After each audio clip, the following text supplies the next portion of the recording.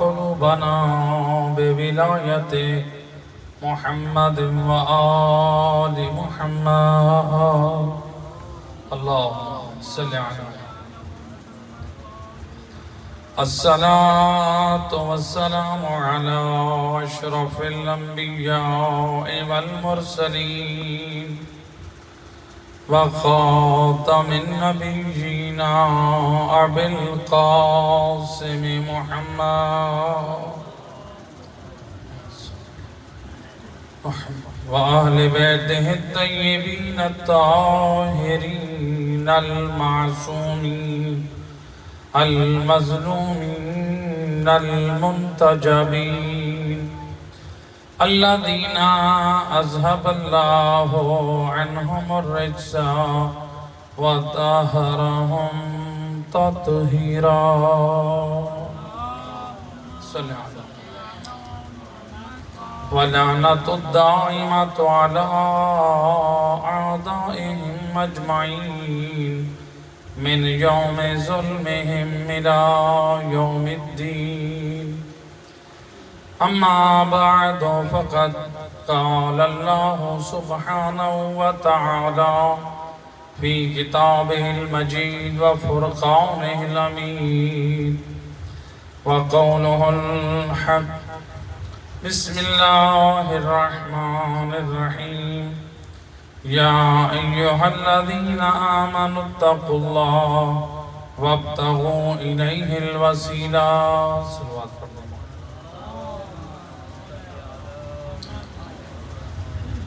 ارباب عزا، آپ کے سامنے قرآن مجید فرقان حمید کی جس آیت مجیدہ کو پڑھنے کا شرف حاصل کیا ہے، ارشاد رب العزت ہو رہا ہے: اے ایمان والو، تقوی الہی اختیار کرو اور اللہ تک پہنچنے کا وسیلہ تلاش کرو.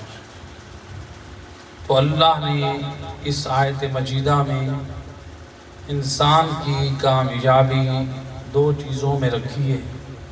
ایک کا نام ہے پرہیزگاری، واجبات کی پابندی اور حرام کاموں سے اجتناب کرنا، اور دوسری کا نام ہے اللہ تک پہنچنے کا وسیلہ. تو گویا اللہ نے انسان کی پرواز اور انسان کی نجات کے دو پر قرار دیا. ایک پر کا نام ہے تقوی اور پرہیزگاری، اور دوسری کا نام ہے وسیلہ. تو یعنی اللہ مومن کی نجات اور کامیابی کے لیے اعلان کر رہا ہے مومن اس وقت کامیاب ہوگا جب ایک تمسک ہوگا ان ہستیوں سے کہ جن کے وسیلے سے اللہ تک پہنچ سکتا ہے، یعنی نبی اور آل نبی سے تمسک ہو، اور دوسرا تقوی اور پرہیزگاری ہو. تو پرندے کی پرواز اور کامیابی بھی حاصل ہوتی ہے تو دو پروں سے.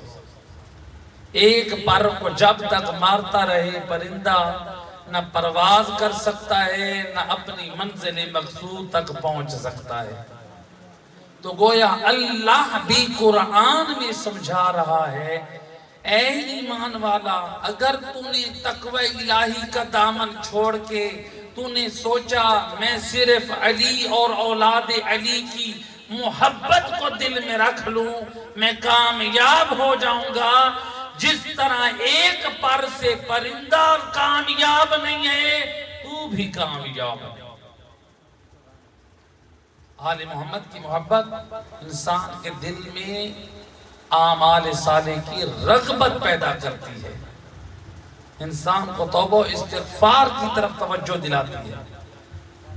اور یہ بھی بتا دیا، کوئی یہ کہے میں عبادتوں پہ عبادتیں کرتا رہوں، ذکر خدا کرتا رہوں، اللہ اللہ کرتا رہوں، لیکن نبی اور اس کے پیاروں کی ولا اور محبت کا دامن رکھے بغیر میں خدا تک پہنچ جاؤں گا تو یہ بھی ممکن نہیں۔ لہذا اہل بیت نبوت کی مودت اور محبت بھی ہو اور ان کی پاک سیرت بھی ہو تو مومن کامیاب۔ اور اللہ نے نبی کی آل میں جو تعارف کرایا ہے، جب بھی کرایا ہے، کیا نبی اپنی مرضی سے تعارف کرا رہے ہیں یا رب کی مرضی سے کرا رہے ہیں؟ نبی کی شان تو یہ ہے کہ نبی اپنے لبوں کو اس وقت تک حرکت نہیں دیتا جب تک وحی الہی نہ ہو۔ امر دین کی بات جب بھی نبی کرتے ہیں اپنی مرضی سے نہیں، رب کی مرضی سے کرتے ہیں۔ لہذا غدیر خم میں جو نبی نے علی کا اعلان کیا، علی کو مولا بنایا، نبی نے اپنی مرضی سے یا رب کی مرضی سے؟ اللہ کی مرضی سے۔ جب نبی کا حج تھا، آخری حج، پہلا اور آخری حج، رسول اللہ اپنے اصحاب کے ساتھ کر کے جب مقام جوفہ تک پہنچے، ایک جگہ تھی جس کا نام تھا جوفہ، جہاں سے 3 ملکوں کا راستہ تقسیم ہوتا ہے، شام کی طرف، عراق کی طرف اور مصر کی طرف۔ 3 ملکوں کو ایک راستہ تقسیم ہوتا ہے۔ وہاں سے قریب جوفہ کے مقام پر ایک جگہ ہے جس جگہ کا نام تھا غدیر خم، جہاں پر ایک پانی کا حوض اور چشمہ تھا، جہاں پر جبرائیل امین 3 مرتبہ نازل ہوئے، وہی یا ایھا الرسول بلغ ما انزل الیک من ربک وان لم تفعل فما بلغت رسالتہ واللہ یعصمک من الناس۔ میرا حبیب جو تیرے رب کا حکم نازل ہوا ہے علی کی ولایت و محبت کے اعلان کرنے کا، میرا حبیب جو اللہ کا حکم نازل ہوا ہے علی کی ولایت کا اعلان کر دے، بلکہ اسے پہنچا دے۔ وما بلغت رسالتہ، اگر تو نے وہ حکم خدا نہ پہنچایا تو گویا تو نے کار رسالت انجام نہ دیا۔ اور میرا حبیب دشمنوں سے نہ ڈرنا، واللہ یعصمک من الناس، علی کی فضیلت، علی کی ولایت کو پہنچانتے ہوئے دشمنوں سے نہ ڈرنا، اللہ تجھے علی کے دشمنوں سے محفوظ رکھے گا۔ لہذا علی کی ولایت کو پہنچا دے، اعلان کر دے کہ میرے بعد علی حاکم، میرے بعد علی سردار ہے۔ اب وحی الہی جب نازل ہوئی تو رسول اللہ نے کیا کیا؟ حکم خدا کے مطابق منادی کروا دی، آگے والوں جو آگے جا چکے ہو وہ پیچھے آ جاؤ، جو پیچھے رہ گئے وہ آگے آ جائیں، سب اس نقطے پہ جمع ہو جائیں جہاں خم غدیر ہے۔ کیوں؟ آج حکم خدا سے نبی نے علی کی ولایت کا اعلان کرنا ہے۔ گویا کس قدر عظیم امتیاز تھا، آگے والوں کو پیچھے بلایا گیا، پیچھے والوں کو آگے لایا گیا، نقطہ اعتدال یعنی درمیانی مقام پر رکھا گیا۔ گویا نبی نے عمل سے بتا دیا علی کو چھوڑ کر آگے نکل جانے والے بھی گمراہ ہیں، علی سے پیچھے رہ جانے والے بھی گمراہ ہیں۔ یا جو علی سے جڑ گیا وہی کامیاب۔ اب مسلمان جمع ہونا شروع ہوئے۔ کتنے جمع ہوئے؟ تاریخ کہتی ہے کم سے کم 90,000۔ उलमा अहले सुन्नत की किताबें गवाह हैं, 1.25 लाख नबी के साथ हाजी भी हैं, असहाब भी। असहाब नबी की आल भी है, असहाब भी है, 1.25 लाख का मजमा है। अब नबी ने क्या किया, आप सुनते हैं, नबी ने ऊंटों के पालानों का मिंबर बनाया, ऐसे कि नहीं। अब सवाल ये है, नबी ने ऊंटों के पालानों का मिंबर क्यों बनाया?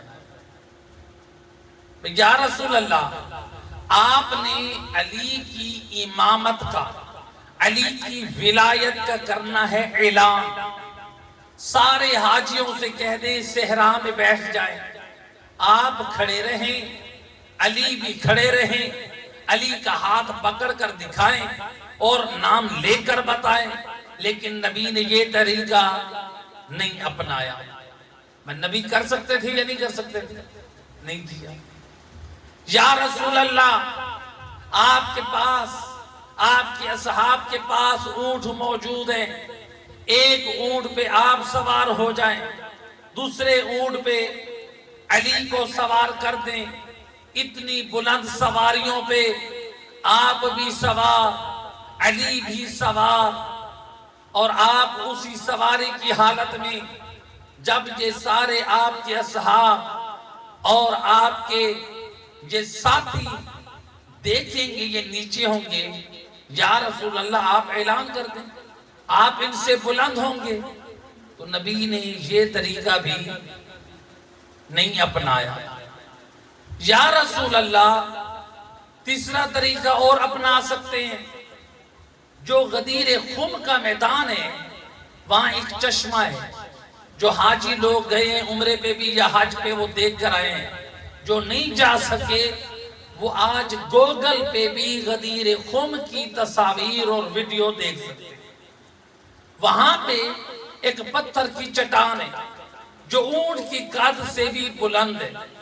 या रसूल अल्लाह, आप और अली खड़े होकर ऐलाने विलायत नहीं कर रहे, आप ऊंटों पे सवार होके भी ऐलान नहीं कर रहे, आप इस पत्थर पे चढ़ जाएं जो बुलंद है, सारा मजमा नीचे हो, आप ऊपर हो, आप ऐलाने विलायत कर लें। या आपने ये भी नहीं किया। या रसूल अल्लाह, आप असहाब के ऊंटों से पलान उतरवा कर एक मिंबर बनवा रहे हैं, गोया ज़हमत दे रहे हैं। या रसूल अल्लाह, इनको ज़हमत ना दे, इनको रहने दें, खड़े खड़े आप ऐलाने विलायत कर दें, ऐसे है कि नहीं? या रसूल अल्लाह, आप ऊंट पे सवार होके ऐलाने विलायत कर दें। या रसूल अल्लाह, आप खड़े होकर उस पत्थर पर ऐलाने विलायत कर दें। आप उम्मत के कुछ लोगों को ज़हमत न दें, वो अपनी सवारियों से पालान उतारें, फिर उनका मिंबर बनाएं, फिर बाद में उनको उठाएं, फिर अपनी सवारियों पे। एक आम बंदा भी किसी को ज़हमत में डाले तो लोग नापसंद करते हैं। या रसूल अल्लाह, आप तो साहिब शरीयत हैं, आप तो साहिब हिकमत हैं। फेलुल हकीम ला यखलू अनिल हिकमा, हकीम का कोई फेल हिकमत से खाली नहीं होता। अब रसूलुल्लाह जो उम्मत को ज़हमत देना पसंद नहीं करते, आज नबी उम्मत को ज़हमत क्यों दे रहे हैं? या रसूलुल्लाह, न खड़े होकर आप ऐलान कर रहे हैं, न आप ऊंटों पे बैठ के ऐलान कर रहे हैं, न आप पत्थर की चट्टान पे खड़े होकर ऐलान कर रहे हैं। आखिर आपने पलानों का मिंबर बनाए तो बनाए क्यों? अजब नहीं जवाब मिले। मसलन मिसाल के तौर पे मैं आपसे कहता हूं, जनाब हाजी साहब, ये जरा मुझे घड़ी दे दीजिए। इन्होंने मुझे घड़ी दी और मैंने सामने रख दी टाइम देखने के लिए कि मैंने वक्त मुकर्रर पर अपनी मजलिस को खत्म करना है। तो अब जब तक घड़ी मेरे पास है, हाजी साहब बैठे हैं पाबंद होके, मजलिस खत्म होगी, किबला से घड़ी वसूल करूंगा।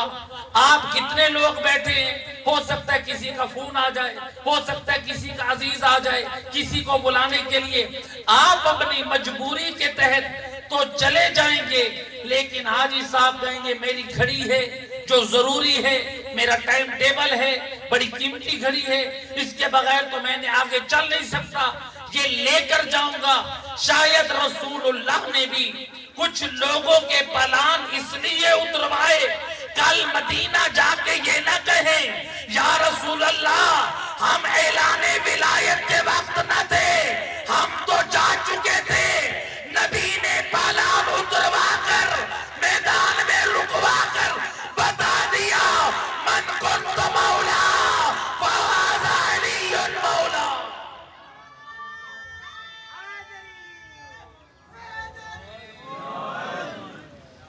نبی ان کو رکوانا چاہتے تھے، کل جا کے یہ بہانہ نہ کریں ہم تو منبر، ہم تو تھے نہیں، ان کے منبر ان کے پالان روک دیے جائیں تاکہ ان کو یاد کرایا جائے، کوئی یہ نہ کہے کہ میں نہ تھا۔ تم کیسے نہ تھے؟ منبر تو تمہارے پلانوں کا بنا، اور رہتی دنیا تک مدینے میں ہر ایک کہنے لگے فلاں فلاں کا منبر، فلاں فلاں کا پلان اتارا گیا۔ نبی کی روکنے کی حکمت تھی۔ اب نبی نے اعلان کیا من کنت مولا فہذا علی مولا، جس جس کا میں مولا ہوں اس کا علی مولا ہے۔ علی کا معنی ہے، نبی نے کیا کہا؟ جس جس کا میں حاکم ہوں۔ نبی نے کیا کہا؟ جس جس کا میں مولا ہوں، میں حاکم ہوں، میں سردار ہوں۔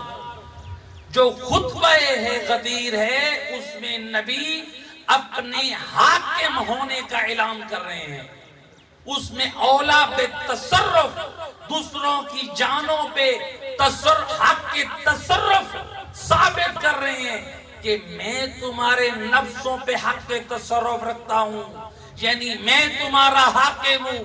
بھئی جو بات نبی نے خطبے میں کی، خطبے کے بعد وہی کریں گے نا۔ میں جو تمہارا حاکم ہوں، جن معنوں میں میں حاکم اور سردار ہوں، انہی معنوں میں میں علی کو تم پر سردار اور حاکم بنا رہا ہوں۔ لیکن امت نے آج کہہ دیا نبی نے حاکم ہونے کا اعلان نہیں کیا تھا، مولا کا معنی دوست ہے۔ کیا کہہ دیا؟ مولا کا معنی کیا ہے؟ دنیا والوں نے کہا مولا کے معنی کیا ہے؟ دوست ہے۔ میں نے کہا اگر آپ دوست کے معنی پہ آتے ہیں تو کوئی بات نہیں، ہم اس کو بھی تسلیم کرتے ہیں، میدان سے بھاگنا نہیں۔ ہم علی کے ماننے والے ہیں، ہم میدانوں کو چھوڑنے والے نہیں ہیں۔ لہذا کہہ دیا مانا ہے دوست۔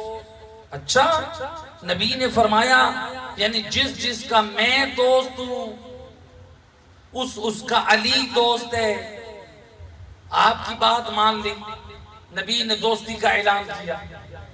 اچھا، دوستی کا اعلان کیا تو تاریخ گواہ ہے، علماء شیعہ کی کتابیں چھوڑ دیں، علماء اہل سنت کی کتابیں بھری پڑی۔ جب نبی نے علی کے حق میں اعلان کیا من کنت مولا فہذا علی مولا، سب سے پہلے نبی کے اصحاب میں سے حضرت عمر نے بڑھ کے آگے کہا بخن بخن لکا جبن ابی بخن بخن لکا جبن ابی طالب اصبحت مولایا ومولا کل مؤمن ومؤمنت، مبارک ہو مبارک ہو اے علی ابن ابی طالب، آج سے اب سے آپ میرے ہر مومن مرد اور عورت کے مولا بن گئے۔ کیا کہا؟ بخن بخن لک ابن ابی طالب اصبحت مولایا، آپ اب سے میرے مولا بن گئے، ہر مومن مرد اور عورت کے مولا بن گئے۔ اگر آپ کہتے ہیں مولا کا معنی ہے دوست، کیا کہتے ہیں؟ مولا کا معنی کیا مانتے ہیں؟ دوست. تو حضرت عمر کہہ رہے ہیں اے علی مبارک ہو، مبارک ہو، اب سے آپ میرے مولا بن گئے. اگر آپ کہتے ہیں مولا کے معنی دوست تو پھر ماننا پڑے گا غدیر سے پہلے حضرت عمر علی ابن ابی طالب کو دوست نہیں مانتے تھے، کیونکہ وہ تو کہہ رہے ہیں آپ اب سے میرے مولا بن گئے. اگر آپ کہتے ہیں کہ مولا کے معنی دوست یعنی اب سے میرے دوست بن گئے تو کیا مطلب؟ یعنی پہلے دوست نہیں تھے. لیکن اگر آپ کہتے نہیں وہ پہلے بھی دوست تھے تو پھر ماننا پڑے گا حضرت عمر کی مبارک علی کی اعلان ولایت پر دوستی پہ مبارک نہیں بلکہ علی کی ولایت پر مبارک دے رہے ہیں. یا علی، علی کی ولایت پر وہ مبارک دے رہے ہیں. اور میں ایک اور جملہ آگے بڑھ کے کہتا ہوں، اگر دنیا دوست علی کو مان لیتی، نبی نے کیا فرمایا؟ جس کا میں دوست اس کا علی دوست، یعنی جو مجھ کو دوست رکھے گا وہ علی کو دوست رکھے گا. ایسے ہے نا؟ مہمانہ جب دوست کا کیا یعنی جو مجھے دوست رکھے گا وہ علی کو دوست رکھے گا، یعنی جو علی کو دوست رکھے گا وہ مجھے دوست رکھے گا. ایسے کہ نہیں؟ نبی نے کہا جس کا میں دوست اس کا علی دوست. تو اگر جس کو جو علی کو دشمن رکھ لے تو وہ کیا نبی کو اپنا دوست رکھے گا یا دشمن رکھے گا؟ کیوں؟ کوئی علی کی دوستی نبی کی دوستی، علی کی دشمنی نبی کی دشمنی. آپ کے معنی کے مطابق نبی نے کہا میں جس کا دوست جو مجھے دوست رکھتا ہے، جس کا میں دوست اس کا علی دوست. تو گویا علی کی دوستی نبی کی دوستی، علی کی دشمنی نبی کی دشمنی. اب میرا امت سے سوال ہے، نبی کے بعد علی کے مقابلے میں جو میدان میں آیا وہ علی کا دوست بن کے آیا یا دشمن بن کر آیا؟ آپ کہتے ہیں نا نبی کا جس کا دوست اس کا علی دوست. تو علی کے مقابلے میں آنے والے کون تھے؟ کس نے جنگ لڑی؟ کیا کوئی دوست کے ساتھ بھی جنگ لڑتا ہے؟ کوئی دوست کے ساتھیوں کو بھی مارتا ہے؟ کوئی دوست پہ بھی تلوار اٹھاتا ہے؟ کوئی دوست پہ بھی تیر چلاتا ہے؟ کوئی دوست پہ بھی دوست کے لشکر پہ بھی پانی بند کرتا ہے؟ جنگ صفین میں پانی بند ہوگا. امیر شام کی طرف سے جب یہ گیا قافلہ امیر المومنین علی ابن ابی طالب علیہ السلام مل کے صلوات پڑھے محمد. جب کوفہ سے گئے مسلمان تو ادھر سے صفین کے میدان، وہاں پر کیا تھا؟ نہر پر پہرا، پانی نہیں پی سکتا. جب امیر المومنین علی ابن ابی طالب نے دیکھا مخالف نے کیا کیا، پہلے اپنا ایک صحابی بھیجا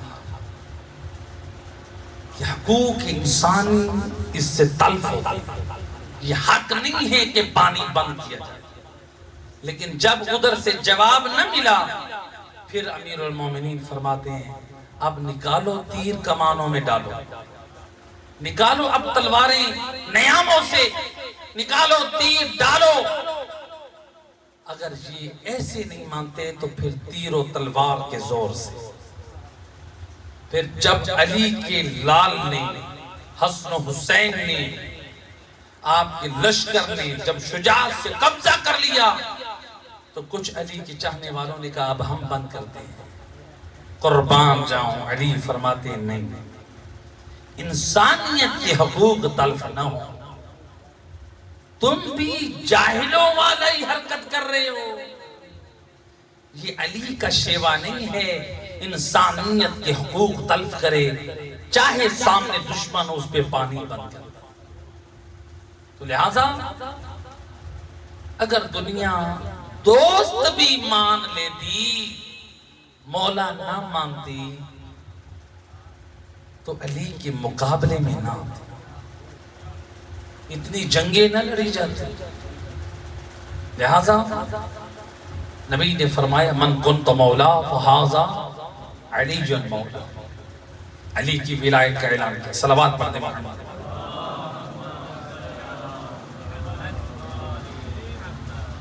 اور 3 دن تک جب اعلان ولایت ہو گیا، 3 دن تک امیر المومنین علی ابن ابی طالب کے ہاتھ پہ مسلمان بیعت کرتے رہے۔ 18 ذی الحج، 19 ذی الحج اور 20 ذی الحج، 3 دن مسلسل مردوں نے بیعت کی، عورتوں نے بھی بیعت کی، لیکن عورتوں نے علی مولا سے ہاتھ نہیں ملایا۔ پانی کا ایک بڑا برتن تھا، ایک طرف علی مولا نے ہاتھ رکھا ہے، پانی کے برتن میں دوسری طرف خاتون ہاتھ رکھتی ہے اور بیعت کرتی ہے۔ قربان جاؤں علی کے پاک کردار پہ، معصوم ہو کے، پاک کردار کا مالک ہو کے، پھر بھی راضی نہیں ہے کوئی خاتون بیعت کرتے وقت علی سے ہاتھ ملائے۔ اب ذرا سوچو، وہ علی ہم پہ راضی ہوگا کہ ہم کسی نامحرم خاتون سے ہاتھ ملائیں؟ وہ علی ہم سے راضی نہیں۔ آج لوگ ہوتے ہیں اپنی بھابھی سے ہاتھ ملاتے ہیں، ملاتے ہیں کہ نہیں ملاتے؟ چچی سے ہاتھ ملاتے ہیں، ممانی سے ہاتھ ملاتے ہیں، یہ تو سارے نامحرم رشتے ہیں۔ بھابھی سے شادی ہو سکتی ہے یا نہیں ہو سکتی؟ کتنے ہو سکتی ہے؟ کتنے گھروں میں آپ دیکھتے ہیں بھائی کی وفات کے بعد دوسرے بھائی سے شادی ہو جاتی ہے، تو اس کا مطلب یہ نامحرم خاتون ہے، یہ محرم نہیں ہے۔ ممانی ماموں کی بیگم محرم ہے یا نامحرم ہے؟ نامحرم ہے، کیونکہ اگر مامے کی بیگم نہ بنتی ہماری اس سے شادی ہو سکتی ہے یا نہیں ہو سکتی؟ لہٰذا وہ ہماری محرم نہیں ہے۔ چچا کی بیگم، اس سے بھی ہماری شادی ہو سکتی ہے، وہ بھی نامحرم ہے، اس سے بھی شادی ہو سکتی ہے، وہ نامحرم ہے۔ اسی طرح سے بہنوئی کے لیے سالی محرم ہے یا نامحرم ہے؟ نامحرم ہے۔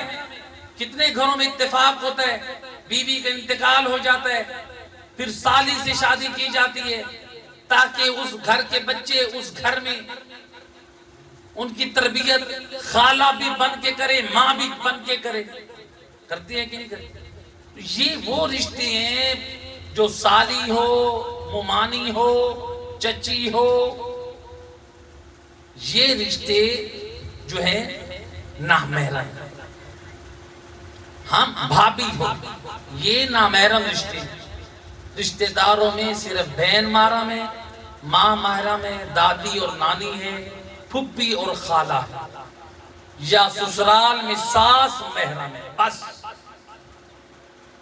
مرد کے لیے ساس محرم ہے، عورت کے لیے سسر محرم ہے، باقی رشتے نامحرم ہیں۔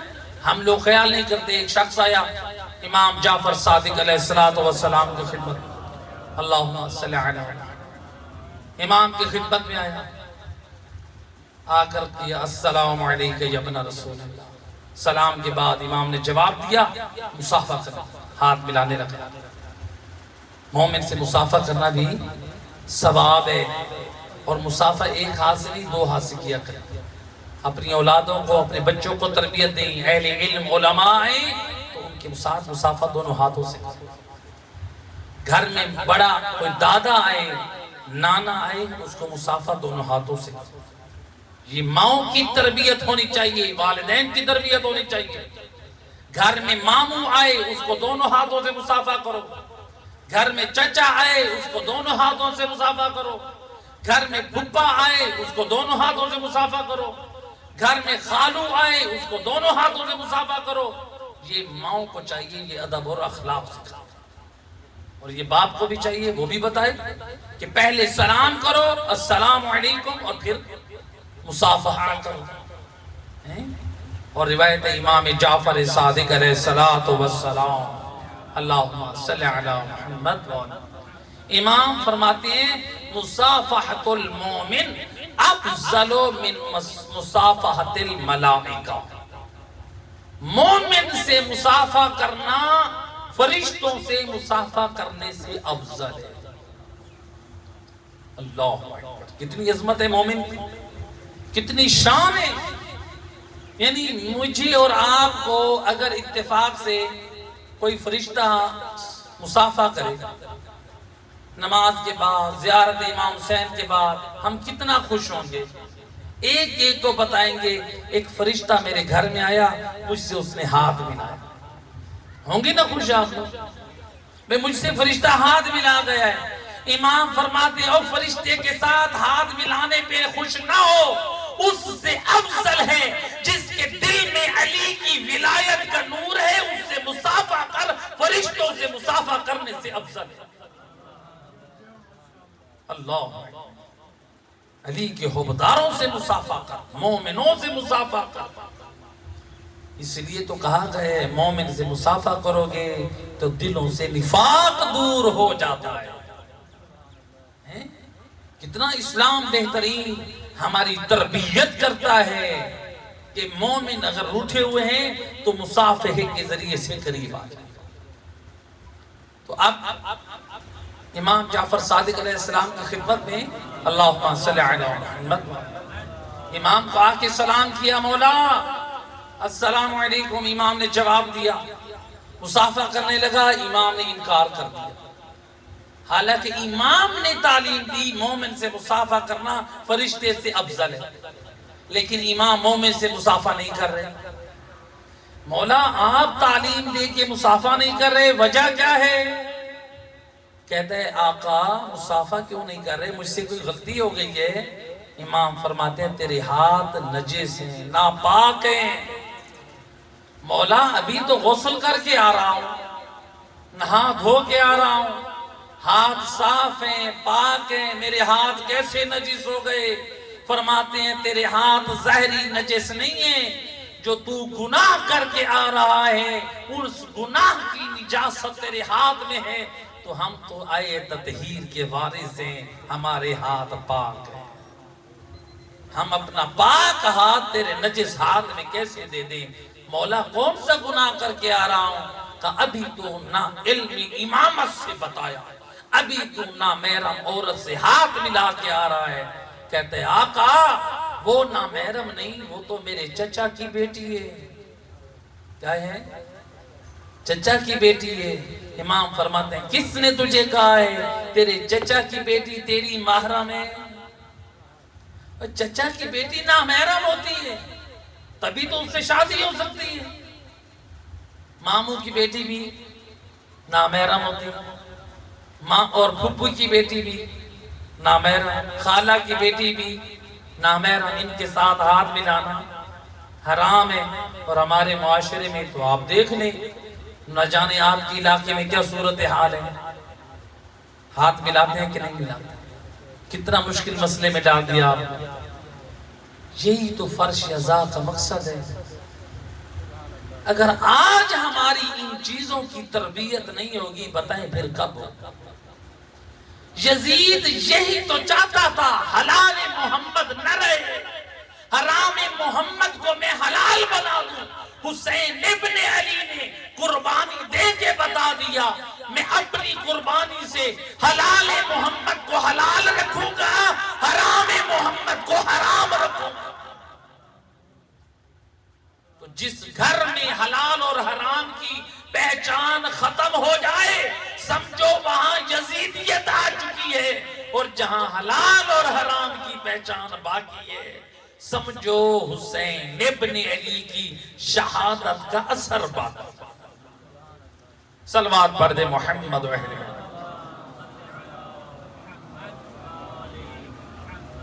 بارے دیگر بآواز بلند سلام. تو مولا کو حاکم مانا، مولا کی ولایت کا اعلان کیا،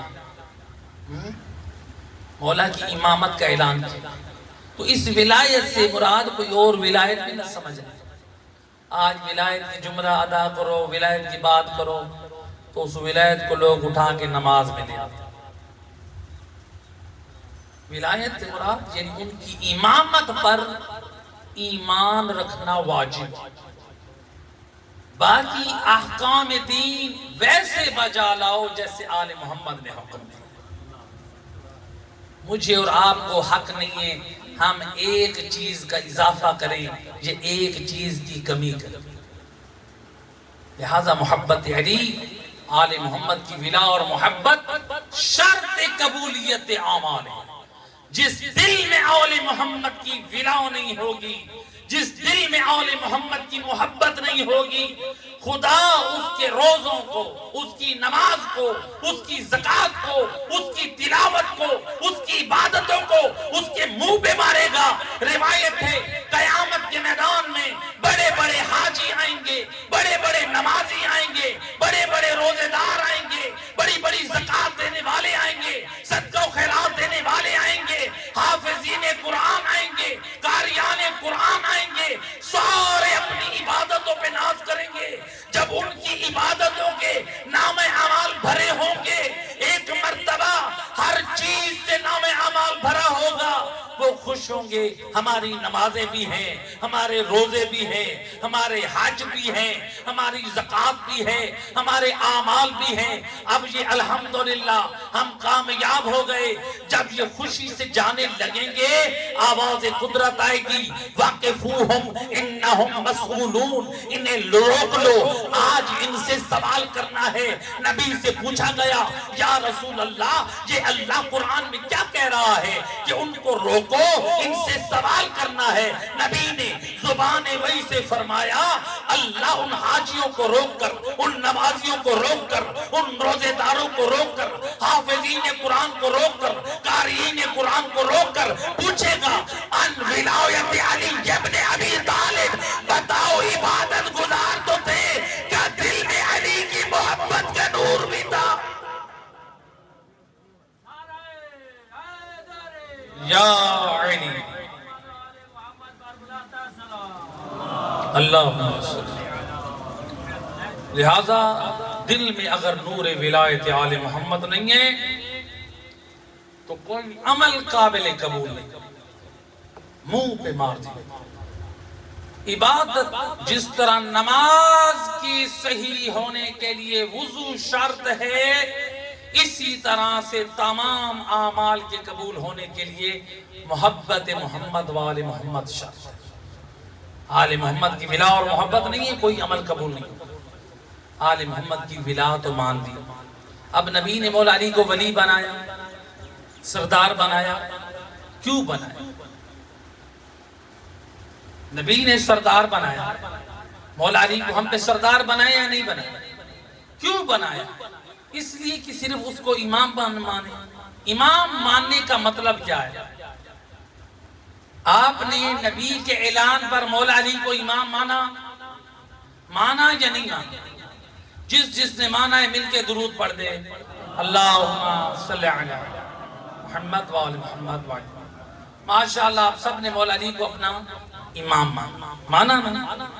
امام کس کو کہتے ہیں؟ آئیں پہلے چھوٹے امام کا تعارف کروا دیں. ماشاءاللہ آپ کے درمیان مولانا موجود ہیں، امام جماعت ہے نا، نماز پڑھاتے ہیں.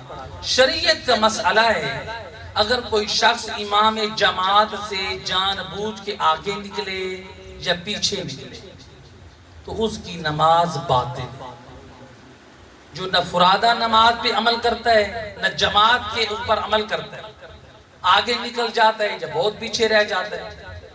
معلوم ہوا جو امام جماعت، امام جس کو مانا ہے نماز میں کچھ وقت کے لیے اس کی پیروی واجب ہے، اس کی اتباع واجب ہے. کچھ دیر کے لیے جس کو نماز میں امام مانا، اگر اس کی اتباع اور پیروی نہیں کریں گے تو نماز باطل ہے، اور جسے علی مانا ہے اگر اس کے مطابق زندگی نہ گزاری تو پھر دین باطل ہو جائے گا، پھر عبادتیں باطل ہو جائیں گی، پھر اعمال باطل ہو جائیں گے۔ کیوں باطل ہو جائیں گے؟ اس لیے وہ اعمال میری اور آپ کی مرضی سے ہوں گے، امام کو مان کے امام کی مرضی کے مطابق۔ تو امام مانا ہے تو امام کی مانو۔ رسول نے ولی بنایا ہے، سرپرست۔ سرپرست کا مطلب اس کا حکم ہماری زندگی میں جاری ہوتا ہے، ہمارا حکم ہماری زندگی میں نہیں چلے گا۔ تو لہٰذا اس کی ایک میں مثال دیا کرتا ہوں۔ مثلا دیکھیں، اللہ نے مرد کو ولی بنایا ہے کہ نہیں؟ جب نکاح فارم فل کرتے ہیں تو بچی کا ولی کون ہوتا ہے؟ باپ یا دادا، دو ولی بن سکتے ہیں۔ فقہ امام جعفر صادق علیہ السلام کے مطابق اگر شیعہ بچی کو کوئی لڑکا لے جائے اس کے باپ اور دادا کی اجازت کے بغیر کورٹ میں شادی کرے، وہ نکاح درست نہیں۔ ولی کی اجازت شرط ہے، لہذا ولی کی اجازت یا باپ ہے یا دادا۔ اور اسی طرح اولاد کے لیے ولی کون ہے؟ باپ۔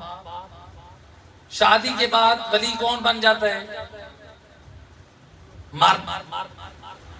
شادی سے پہلے ولی کون ہے؟ باپ یا دادا۔ اب دیکھیے، اللہ نے باپ کو ولی بنایا یا مرد کو ولی بنائے۔ یہ اور بات ہے، آج بعض گھروں میں عورتوں کی ولایت چلتی ہے۔ اللہ نے مرد کو ولی بنایا، مرد کا حکم چلے، لیکن بعض گھروں میں عورتوں کا حکم چلتا ہے، مرد ڈرتا ہے بیچارہ۔ تو بہرحال اللہ نے مرد کو ولی بنایا، تو اب باپ ہے ولی۔ مثلا ہمارا بیٹا آپ کی چوک میں کھڑے ہو کر باہر کہتا ہے صبح سے شام تک میرا باپ بڑا نمازی، میرا باپ روزے دار، میرا باپ بڑا سخی ہے، بڑا غریبوں کی مدد کرتا ہے، لوگوں کا ہمدرد ہے، لوگوں کا بڑا خیال کرتا ہے، امام حسین کا فرش عزا بچھاتا ہے، بڑا عزادار ہے، بہت بڑا زوار ہے، صبح سے شام تک اپنے ابے کی شان کے قصیدے پڑھتا ہے۔ جیسے شام ہوئی باپ نے کہا بیٹا ذرا جا، یہ جا کر DHA ملتان یہاں تک جا کے یہ کام کر کے۔ ابا سر آنکھوں پہ یہ کام مجھ سے نہیں ہوتا، بیٹا جا ذرا یہ کام کر کے آ، یہ بھی مجھ سے نہیں ہوتا، فلاں کام کر کے آ، یہ بھی نہیں ہوتا۔ صبح سے شام تک باپ کی شان کے قصیدے پڑھتا ہے۔ شام کو باپ نے حکم دیا تو مانتا نہیں ہے۔ اب اپنی ایمان سے آپ بتائیں، پڑھے لکھے سمجھدار لوگ بیٹھے ہیں، کیا ایسا بیٹا شریف کہلوانے کا حقدار ہے؟ جی، حالانکہ وہ آپ کا صبح سے شام تک قصیدے پڑھ رہا ہے، کیا یہ شریف کہلوانے کا حقدار ہے؟ کہیں گے کہ یہ تو نافرمان ہے۔ اور میرا دوست، جو باپ جیسے ولی کی نہ مانے وہ شریف کہلوانے کا حقدار نہیں ہے، جو علی جیسے امام کی نہ مانے وہ کیسے شریف کہلوانے کا حقدار ہے؟ یا علی اللہم صلی علی محمد۔ علی کو مانا ہے تو علی کی ماں، علی کی ولایت کا نام ہے۔ میری اور آپ کی زندگی میں علی کا حکم ہو، اگر علی کے حکم کو مانا تو ہم نے علی کو اپنا رہبر و پیشوا مانا۔ علی کی مرضی میری اور آپ کی زندگی میں آ گئی تو پھر اس کا مطلب ہے ہم نے علی مولا کی ولایت کو قبول کر لیا، ورنہ ہم نے قبول نہیں کیا۔ روایت کیسے مولا علی کی ولایت کو قبول کریں؟ ایسا نہ ہو ہم علی مولا کی ولایت کو مانیں لیکن علی کی نہ مانیں، تو بھی کہیں ایسا نہ ہو کہ وہ علی کی نافرمانیاں ہمیں دین کا دشمن بنا دے، ہمیں علی کا دشمن بنا دے۔ روایت میں ہے کہ ایک مولا علی کا ایک حبدار تھا کوفہ. ایک دن مولا علی علیہ السلام کے ساتھ جا رہا تھا، مسجد کوفہ میں جا رہا تھا، مولا علی علیہ السلام ساتھ تھا. ایک شام سے آیا ہوا ایک جوان، اس نے دیکھا اپنے دوست کو، پرانے دوست آیا تھا کسی مقصد سے، شام سے آیا ہے کسی مقصد کے. اس نے دیکھا کہ وہ جو شخص ہے وہ علی مولا کے ساتھ مسجد جا رہا ہے. ملاقات کر کے اس کو اشارہ کیا، روک دیا. اس نے کہا آقا مسجد جائیں، شام سے آیا دوست، ملاقات کر لوں. ماہ رمضان کے دن ہیں، ملاقات کی. ملاقات کرنے کے بعد اس نے اس طرح بہکایا، دونوں نے مل کے شراب پی. شام سے آنے والا جس مقصد میں آیا تھا کامیاب ہو گیا، علی والے کے دین کو برباد کرنے کے، اس کے ایمان کو برباد کرنے کے. دونوں نے شراب پی لی. مولا علی تک خبر پہنچی، آپ کے حبدار نے شراب پی. امام علی علیہ السلام نے جب سنا، خبر پہنچی، عادل لوگوں کی گواہیاں پہنچی، امام نے کہا کہ اس کو بلاؤ، شریعت کے مطابق اس کو کوڑے ماریں گے. شرابی کی سزا ہے 80 کوڑے. علماء کی صحت و سلامتی کے لیے صلوات پڑھ دیں. اللہ صلی علیہ. کیا کریں؟ 80 کوڑے. شرابی کی سزا کتنی ہے؟ 80 کوڑے. ایک گھونٹ پی لو 80 کوڑے سزا. علی اپنے حبدار کو زندگی میں معاف نہیں کر رہے.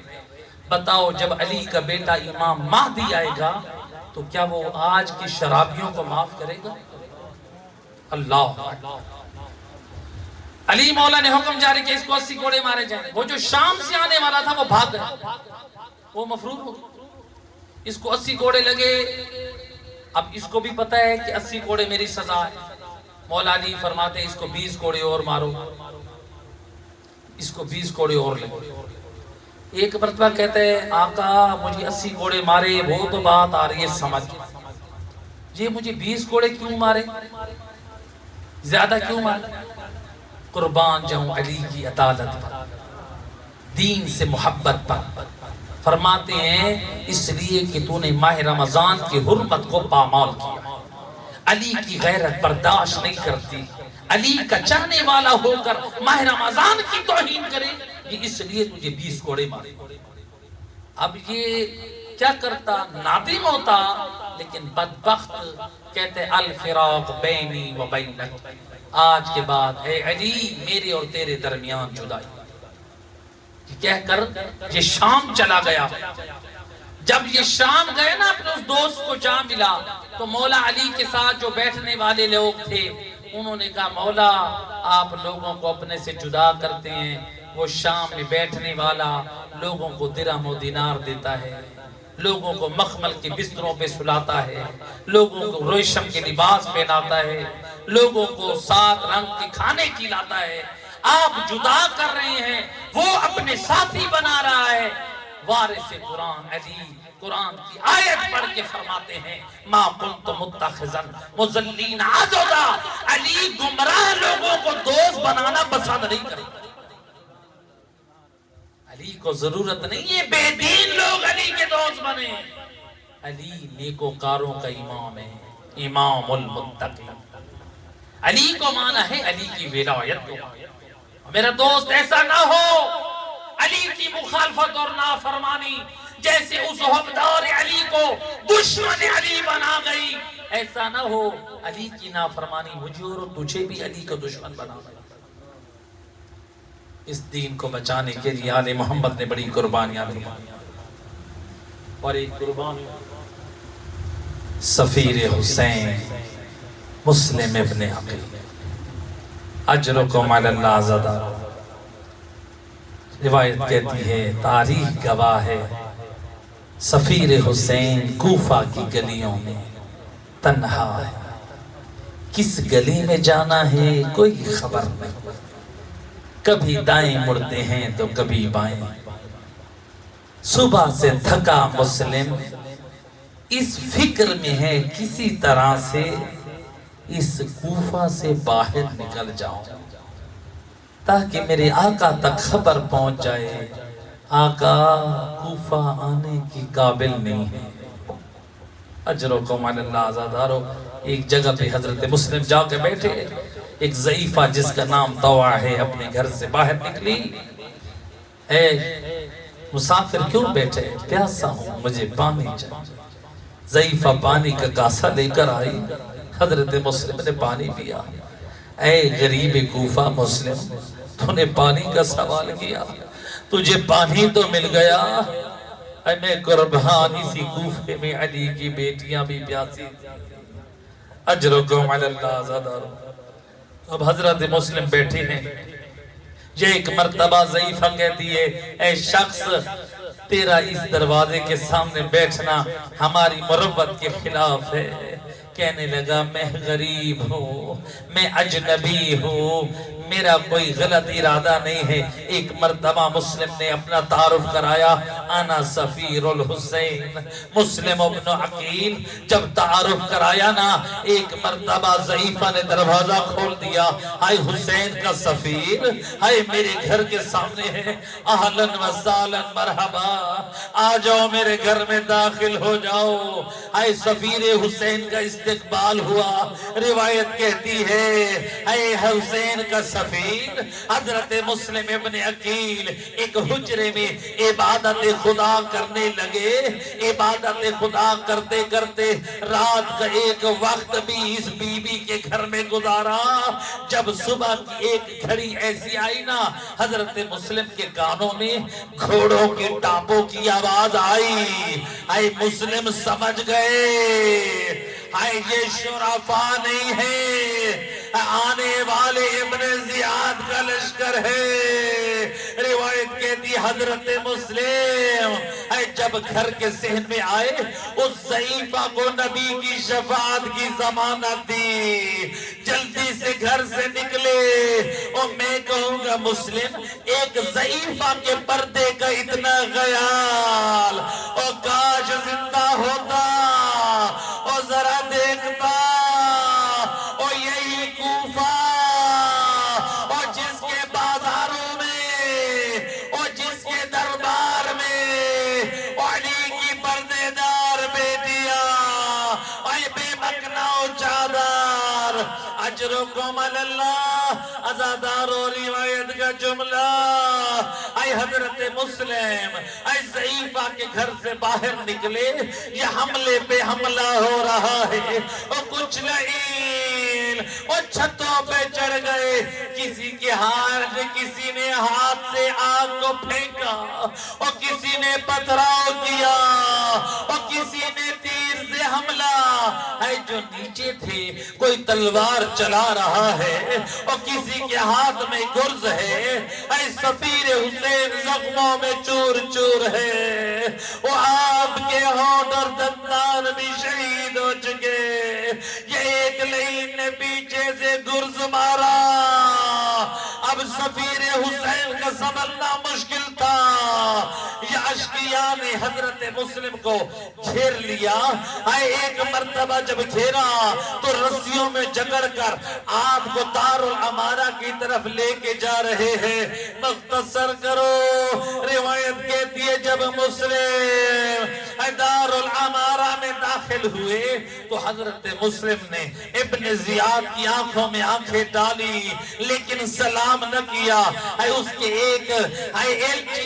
ایک شخص نے درباری نے کہا کہ تو نے امیر کو سلام کیوں نہیں کیا؟